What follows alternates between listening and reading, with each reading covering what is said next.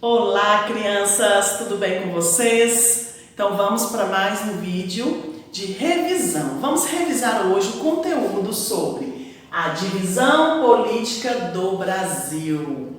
O governo de um país, ele deve ser capaz de organizar e administrar o território brasileiro. O território brasileiro é grande e bastante diversificado. E a administração, então, para facilitar isso, ela dividiu o território brasileiro em várias partes, em partes menores. A primeira divisão das terras do Brasil. Então, quando iniciou a colonização do Brasil, o governo português, ele dividiu o território em faixas.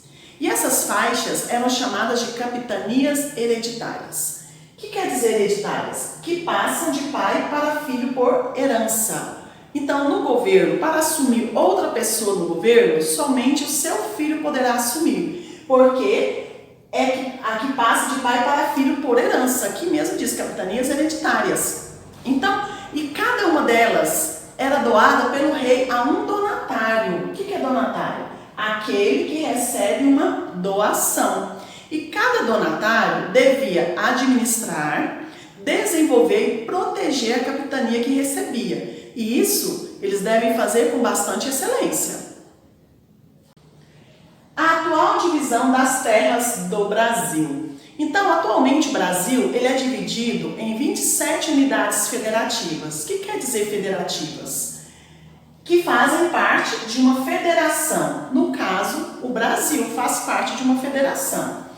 As unidades federativas também são chamadas de unidades de federação. Então, cada estado brasileiro é uma unidade federativa. O nosso estado de Goiás é uma unidade federativa. Isto é, uma parte do Brasil. O Distrito Federal, que é a nossa capital do Brasil, situado lá em Brasília, ela também é uma unidade federativa. Por isso, podemos dizer que o território brasileiro é dividido em 27 unidades federativas, sendo 26 estados e o Distrito Federal. Observe agora no mapa da página 25 do seu livro. Olha aqui para vocês verem. Esse mapa aqui é Brasil e as unidades federativas. Conta aí para vocês verem quantas unidades federativas tem. Tá? Quantos estados tem aí nessa unidade federativa? Nós sabemos que são 26 estados e um Distrito Federal. Aqui, o município é a parte do estado. O que é o município? Cidade. Nós moramos em qual município? Goiânia. Então, a nossa cidade é Goiânia. Então, cada estado tem suas cidades. A nossa capital é Goiânia. Então, olha aqui. Cada estado brasileiro também se divide em partes chamadas municípios. Isso significa que o lugar onde vivemos faz parte de um município. Nós moramos em Goiânia, então Goiânia é um município.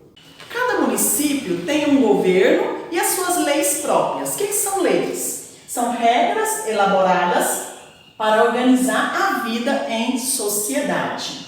Nós aqui do estado de Goiás, nós aqui de Goiânia, temos leis que o governador passa para nós, que todos nós devemos cumprir. Então, até no Distrito Federal também tem um governo e tem suas leis próprias. Cada estado tem suas leis próprias. Os municípios, os estados e o Distrito Federal constituem as unidades político-administrativas do Brasil. O que quer dizer unidades político-administrativas do Brasil? São os nossos políticos. Então, em cada unidade político-administrativa do Brasil, são representadas por políticos através das eleições que são acontecidas em 4 a 4 anos. Sabemos que é através do nosso voto que poderemos eleger um político para tomar conta do nosso estado, da nossa prefeitura e também de outros cargos que existem no nosso país, no nosso Brasil. A administração do município. Como é feita essa administração do município? Por exemplo, aqui em Goiânia, como é feita a administração da nossa cidade de Goiânia, do nosso município de Goiânia? É através do prefeito e seus secretários municipais e através dos vereadores. Então, em todo município existe uma prefeitura e uma Câmara de Vereadores, ou Câmara Municipal. O prefeito, ele governa o município e ele trabalha na prefeitura e é auxiliado por vários secretários municipais. Cada secretário municipal, ele cuida de uma parte dos serviços públicos oferecidos pelo município. Exemplo, saúde, transporte, educação, segurança e várias outras.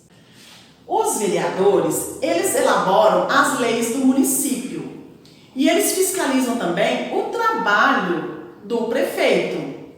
Eles trabalham na Câmara Municipal.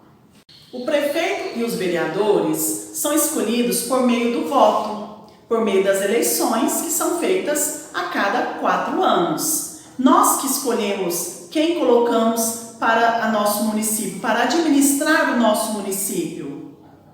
Além de escolher o prefeito e os vereadores, a população também pode participar da administração de outras formas. Na Câmara Municipal, a população poderá assistir, ela pode assistir às sessões que são votadas as leis municipais. Essa é uma maneira de acompanhar a atuação dos vereadores e também é uma maneira de você reivindicar algo para melhorias do seu município. Existem também os conselhos municipais, que são compostos por representantes do governo e da população. Os conselhos municipais são organizados com o objetivo de debater os problemas do município e propor melhorias nas áreas da saúde, da educação, do transporte, do meio ambiente. Paisagens do município. Geralmente, o município é composto pela paisagem rural e pela paisagem urbana. Sabemos que rural são o quê? As fazendas, os sítios, o campo. E a urbana são as cidades. Nós moramos na urbana, que é cidade. Existem alguns municípios que têm apenas área urbana. Então, olha aqui, os municípios de Natal, São Caetano do Sul, São João de Meriti e Curitiba. Vários municípios são banhados pelo mar. E esses municípios situam-se no litoral. O que é litoral? Que é a faixa de terra banhada pelo mar, que nós chamamos de praia. Quem já foi uma praia? Quem não foi, ainda poderá ter oportunidade de conhecer o mar. Orientando-se no município. O que quer dizer orientar? Orientar, conhecer a posição ou direção de algo ou de alguém no espaço. Podemos nos orientar conhecendo o lado onde o sol aparece ou se põe no horizonte. O sol sempre aparece do mesmo lado no horizonte pela manhã. E esse lado nós chamamos de leste. No fim da tarde, o sol se põe do lado oposto, que nós chamamos de oeste. Você pode se orientar tendo o sol como referência. Olha o exemplo que o livro nos trouxe aqui na página 29, orientando-se pelo sol no segundo parágrafo. Se abrir os braços com a mão direita, apontando para o lado onde o sol aparece, você terá a direção leste.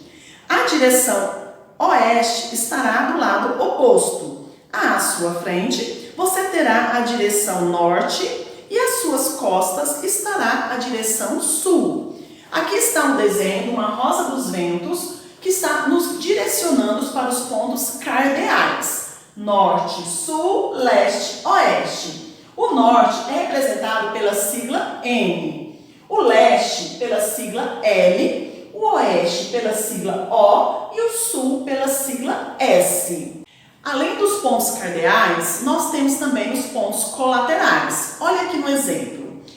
Nordeste, Sudeste, Sudoeste e Noroeste. Representado aqui o Nordeste pela sigla NE, Sudeste representado pela sigla SE, Sudoeste representado pela sigla SO e Noroeste representado pela sigla NO. Os pontos cardeais e os pontos colaterais, eles indicam direções de orientação e localização, como está aqui representado para vocês na rosa dos ventos. Crianças, vamos agora então fazer a revisão sobre o relevo. O relevo terrestre. A superfície terrestre, ela não é plana e nem uniforme. O que quer dizer isso? Que ela apresenta formas variadas, quer dizer que ela varia de várias formas, onde nós chamamos de relevo. E a formação do relevo, ela resulta nos processos que ocorrem tanto no interior, que é dentro da Terra, quanto na superfície da Terra. Entre esses processos internos, que é dentro da Terra, que formam o relevo. Então, nós podemos destacar os terremotos, as erupções vulcânicas, que são dos vulcões, que podem causar rachaduras na superfície da Terra e o deslocamento de grandes blocos de rocha. Então, entre esses processos, destaca-se então a erosão e a deposição. O que é erosão?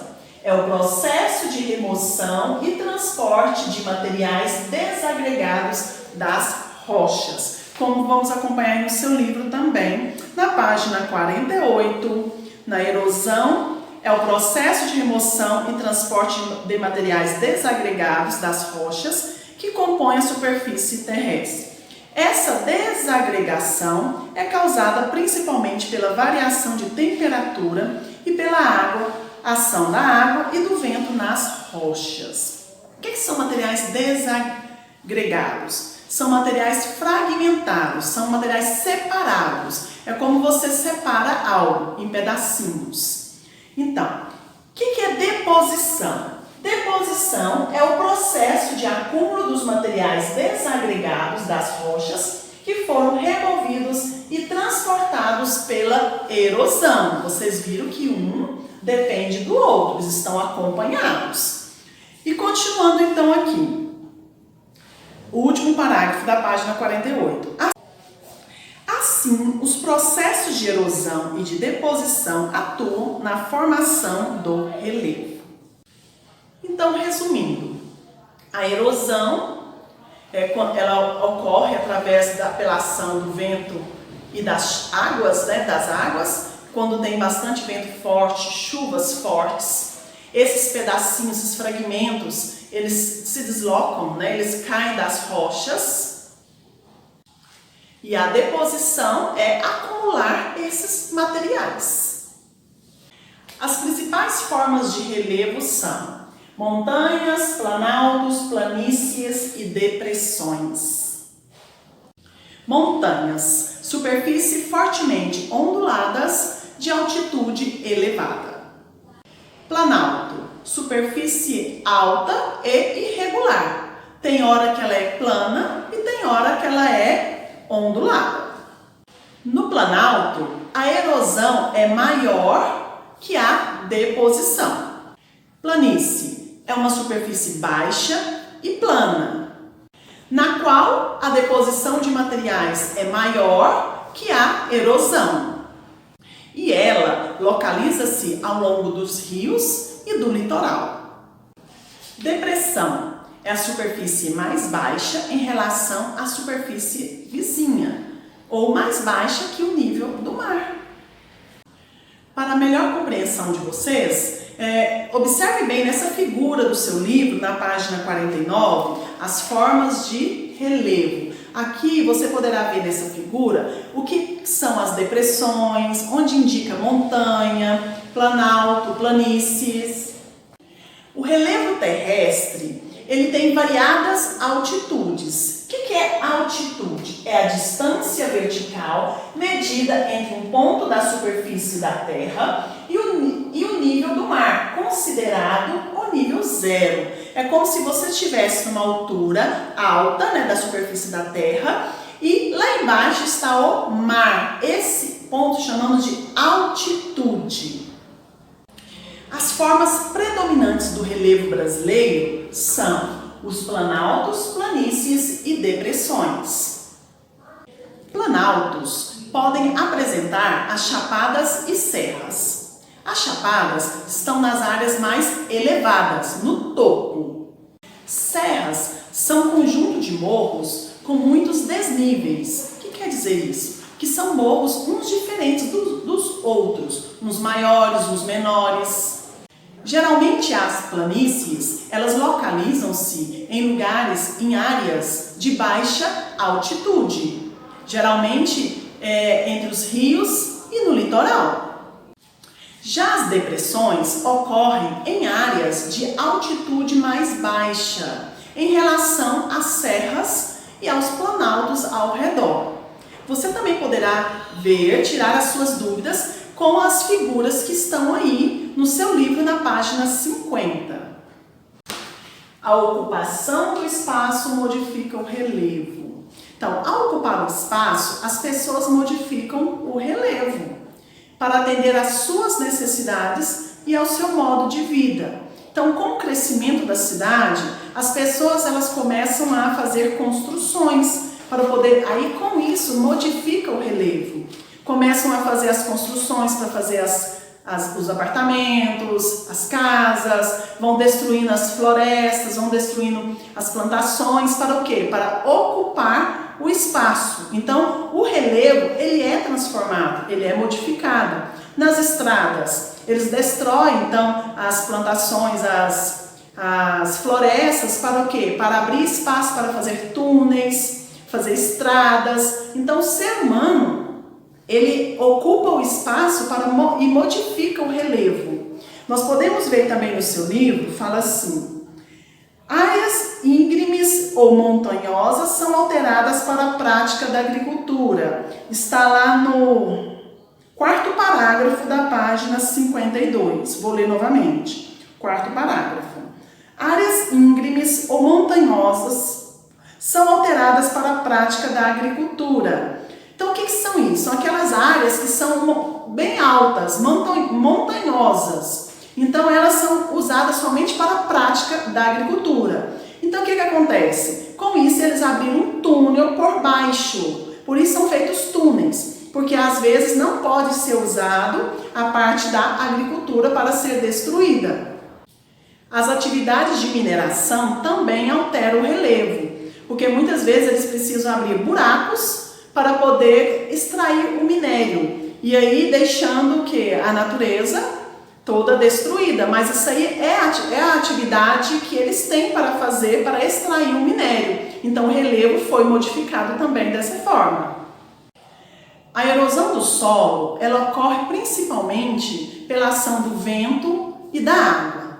Se o solo está exposto com desmatamentos, que quando as pessoas fazem desmatamento, ela deixa o solo exposto, né? Então vem o quê? O sol, a chuva, o vento, então destrói a natureza nessa forma, causando erosões. A erosão é o quê? Deixando buracos, deixando a terra, o solo bem desnivelado, deixando buracos, e às vezes são buracos enormes. Por quê? O ser humano foi lá e destruiu, tirou todas as forças de fertilidade que ela tinha na terra para poder fazer até as estradas, para poder fazer algo, né? Para ter outro tipo de plantação. Mas a ação do vento e da chuva, ela faz o quê? Ela causa a erosão nesses locais. Então é isso aí, crianças. Agora é com vocês. Estudem e até breve.